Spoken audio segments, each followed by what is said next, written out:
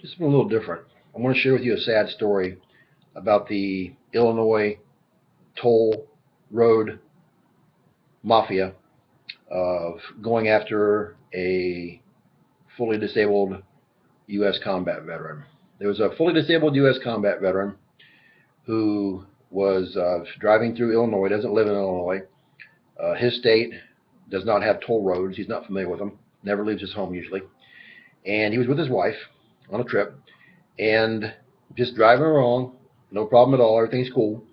And then all of a sudden, about 2 months later, he gets a statement in the mail from the Illinois toll mafia, basically calling him a criminal, saying he broke the law, saying he was purposely trying to avoid paying tolls, trying to use their, whatever, some kind of a lane they have, some kind of a pass lane that he was unfamiliar with, and that he now owes $86 to the state of Illinois.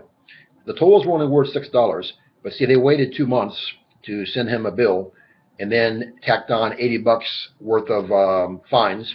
They could have just let him know, hey, you're from out of state, send him a letter. You probably didn't know this. There are tolls you missed. Can you send us $6 to pay for them? No, they wanted to wait 2 months and then charge him $86. And the veteran said there's no toll booths anywhere. If there was toll booths, he would have stopped and paid them, but there were no toll booths.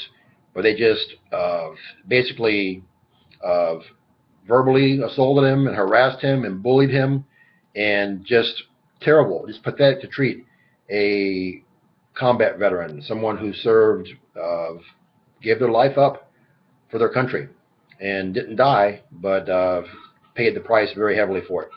So this veteran tried to go through the Department of Veterans Affairs, tried to go through the U.S. Senate, Congress, everybody possibly, and everybody blew them off. They said there's no help for them because it's not a federal issue. They said it's across state lines in Illinois. Then the veteran went online and started checking and finding out this is happening to thousands and thousands and thousands of people across the Midwest and across the country.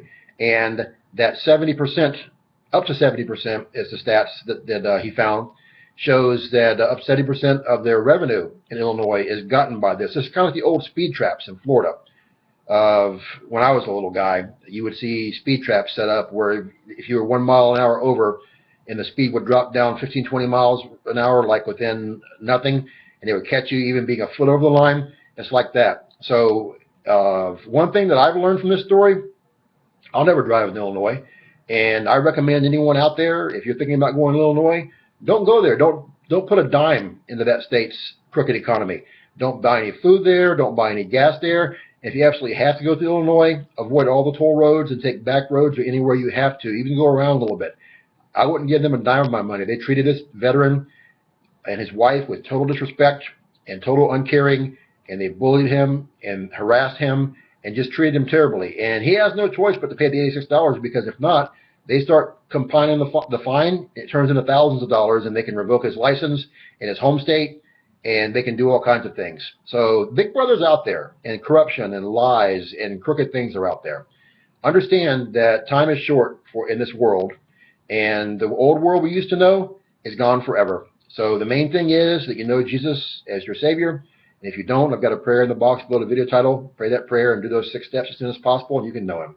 Hope you have a blessed day, and please share this video with everybody you possibly can and get the word out of Bullied, Illinois. Bye.